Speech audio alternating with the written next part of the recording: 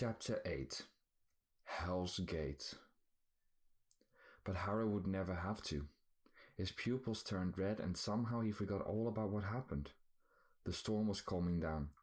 The snow lessened and the dark clouds moved away. Haru! Julia and Maya arrived at the scene. They helped him up. Before they could look at him, his pupils returned to normal. What happened? Who was that person? Maya asked. And why were you leaning over a cliff? She looked over the edge but couldn't see anything unusual. Haru? What? That person, who was that? What are you talking about? The hooded figure you were chasing. I don't understand. I wasn't chasing anyone. Haru, are you alright? Yeah? Maya looked at Julia, but she had no clue what happened to Haru either. Shall we go? Haru proposed. He walked away and headed for the square again. However it happened, it seemed like he completely forgot what he saw. Julia and Maya followed him. Mammalian had nothing to offer them beside the help of its people. They couldn't get any information, nothing regarding CK. It was time to head out. They grouped up with the sailors and headed to the harbor. Once they said goodbye to Mammalian, the ship left. After a while, Haru and Julia started their conversation.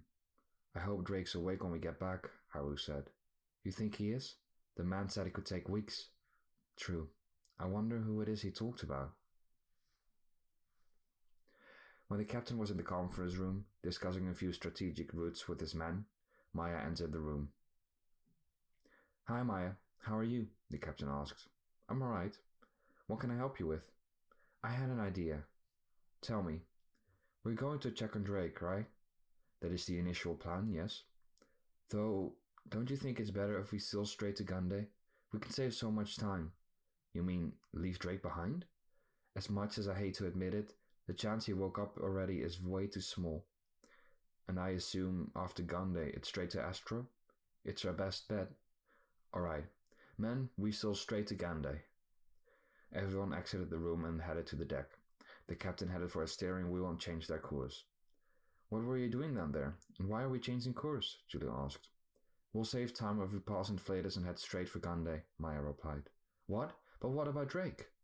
I'm sorry, but we don't even know if he's awake yet. We're saving so much more time this way. We can't leave Drake behind again. Why would you exclude him like that? Haru asked. We are in a race against the clock, a race that decides the fate of the world for God's sake. Julia and Haru looked at Maya in astonishment. We have to be real here. Maya walked away. I'm sorry, Drake, she said to herself. Something didn't feel right. As they got closer to Gande, the temperature decreased incredibly. The islands weren't that far away from each other, so nothing regarding the temperature change was normal. They passed Inflators, seeing it covered in snow. There, it was worse than in Mammalian, but it was still nothing compared to what was coming. This is not normal anymore, Julia said fearfully. Something really is wrong. That proves that book didn't feed us lies, Haru said. You still think there is a chance this prediction isn't true? Didn't think it, hoped for it. Suddenly, the ship got to a standstill. What's happening? Julia asked. Oh, you have to be kidding me, the captain said. He ran to the front of the ship and looked down at the water. It had all turned to ice. Men, gather. Everyone came together. We have come to a standstill. While Maya, Julia, and Haru will head on and explore Gande, someone needs to stay behind to free the ship from the ice. Gray, Francis, Watson, you will accompany the three. I'll join as well. There's something I need to do. I just want to tell everyone, whatever we may find, as much as I hate to say it, prepare for the worst. As they prepared to leave, Maya realized something. Watson? She said to herself. The three friends, the captain and the three sailors climbed down a ladder until they could set foot on the ice. They were glad to think they were lucky, but the ice was much thicker and steadier than they thought. I'm Gregory Gray, in case you need anything. Thank you, Julia said. Francis Drill, glad to help whenever it's needed. Why does that ring a bell? Haru wondered. I'm Roland Watson, seeing as we're all introducing ourselves. A bit late, I'd say, but oh well. Captain Barton, my apologies for the informalities before. It seems like this race against the clock makes us forget common courtesy. Maya was the only one who remembered. She was the only one to who Watson sounded familiar. It was true. Roland Watson was the brother of the Ronald Watson, Taraku's dragon slayer. Maya wanted to tell him about his brother but couldn't do it. The fact that she waited didn't help, as they were about to discover something truly awful. Once they got closer to Gande, it was clear to see what state it was in. Gande was already lost. No, the captain said as he began to run. The others followed him. Gregory, is Gande very populated? Julia asked worriedly. He looked at her and said, I'm afraid that it was. I'm sorry. His daughter. What? The captain's daughter lives there, and... Suddenly, Roland began to run faster than anyone else, screaming in fear. No! The captain and Roland reached the frozen shore and headed deeper into Gande. Annie! The captain shouted. While Barton stopped at a house, covered in snow and blocked off by ice, he stood still for a few seconds. He started kicking in the door, which he succeeded in after a few tries. When an opening was made, he was too afraid to enter. When he did, he was left with a horror. While the captain's despairing cry was heard by everyone, Roland was still headed for a different house, with Maya following him. Mom, Dad, Nana, Ronald! Eventually, he got to the right house. He started to remove all the snow that prevented him from entering. Roland, before you go in there, Maya said as she started blocking his way. Are you sure you want to do this? Let me through. No, you do not want to see what is in there. Let me through, Maya. Roland, no. Roland pushed her away and she fell on the ground. Roland shoved the last bit of snow out of the way and opened the door. He entered and his legs immediately became unable to carry him, as what he saw was devastating. He broke into tears when he saw his parents and little sister embracing each other but frozen to the spot, dead. He cried and screamed as if he was in hell, but he was.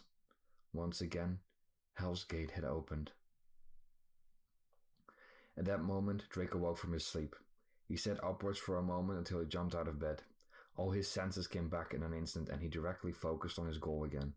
Drake grabbed his coat and his sword, which he found close to the bed, and left the room. But before he exited, he ran into Tom. Drake! Who are you? You're awake. I can't believe it. Where am I? You're in Aquana. You've been asleep for a while.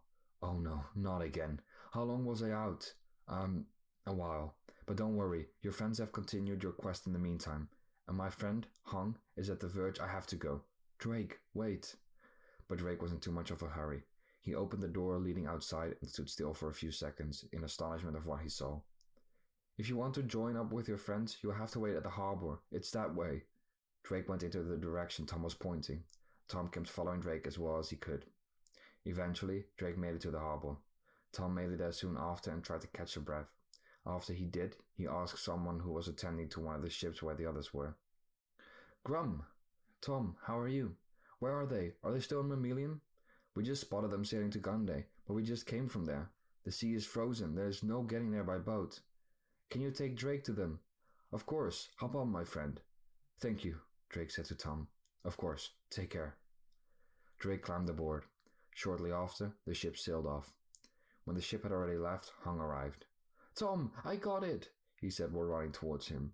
Hung, the reason Claire disappeared, how Drake found the prediction to this ice age, everything. So? Hung tried to catch a breath. Well, I was wrong about the initials, but not the person. You see, yeah? Hung suddenly stopped talking. Hung, what is it? Hung's pupils started changing color. They became bloodshot, just like before with Haru. He took a few steps backwards. Hung, what are you doing? He was nearing the edge of the pier. Hung, stop, that water will kill you. But he wasn't stopping. Hung, Hung! Tom reached out for him, but one more step made Hung fall backwards. Hung, no! But Tom missed and saw his friend submerged to his death. Tom still tried to reach into the water and grab him, but was too late. No! Hung sank deeper and deeper, and Tom could see Hung's face and hands freeze. Whatever happened raised so many questions, and made Tom shed tears for his friend. He knew he couldn't go after him, but why would Hung do such a thing? Tom leaned over the edge, looking down at the water. Hung disappeared out of sight. He was now the ocean's property. My friend! The world was changing drastically. It was so cold. People were dying.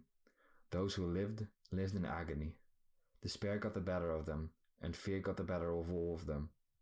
CK seemed to be in joke, and the only one who had seemingly found the answer was gone. It was like, whatever they tried, the path ahead all led to the same things. Loss, pain, despair, fear, an ice age. The end of Rosian was near, and what they had almost forgotten, the end of Earth as well. The world was thrown into chaos, and hell was unleashed onto the earth. Someone had opened the gate.